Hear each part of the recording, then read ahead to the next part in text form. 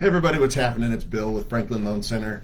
And today I wanted to talk about, or look at, and I haven't looked at these in a little while, or I haven't done a video on it in a little while, but on just a simple rent versus buy scenario, right? So, I've since day one, it's always like, in the real estate business, it's always been like, look, it's going to cost you to live somewhere. You're either going to rent or you're going to own a house. Let's figure out which one makes the most sense, right? So, and it's funny because these numbers, the rent versus buy, has gotten out of whack. There's been times when it was like actually so much more expensive to buy. It was crazy. I mean, that was like in the '06, '05, '06 era when it was just out of control. And so I put some numbers together. I picked a $650,000 purchase with 10% down. And then, current rates and all that stuff. Rates are up a bit. I used a rate of 3.375. So it's a pretty good interest rate. This includes mortgage insurance and everything else, right? So the rent versus buy scenario that I put together looks at the cash flow difference. So that's the actual, what that does is it looks at your purchase, which your payment stays the same. I'm assuming a 30-year fix. Your payment stays the same, but it does include a 2% per year increase in property taxes.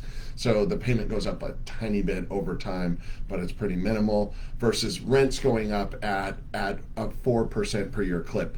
For what it's worth, it's going up way faster than that right now, but I just use 4% because it's a little more historical, right? So right out of the gate, the total principal, interest, taxes, and insurance, everything, it even includes a small HOA, would be right at $39.50 a month. Doing a little bit of research, it looks like this same house would be likely to rent for about $3,800. So I split the difference and did $37.50.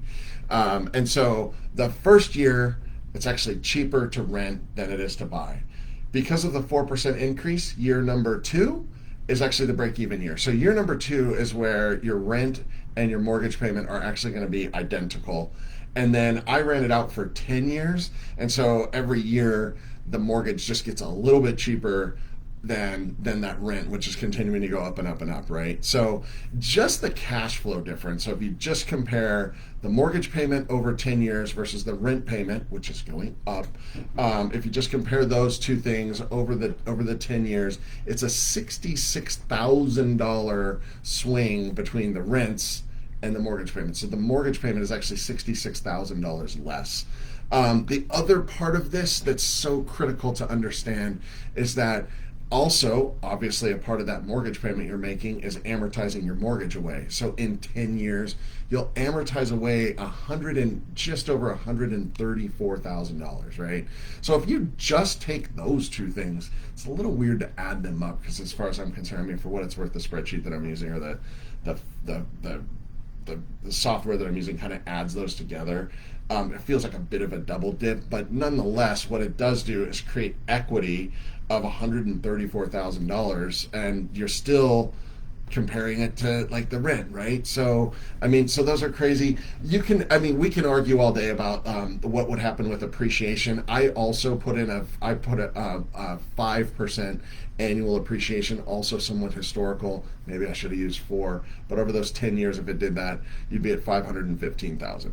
Obviously, the last 2 years have been way higher. Nobody knows what's coming, right? I still stand by not really feeling like a crash is coming our way, but I certainly think a lot of the projections I'm seeing for this year are like in the single digits. And in fact, like the mid, maybe 6 or 7%, something like that for appreciation for this year. Impossible to predict what will happen for the next 10, so we'll see.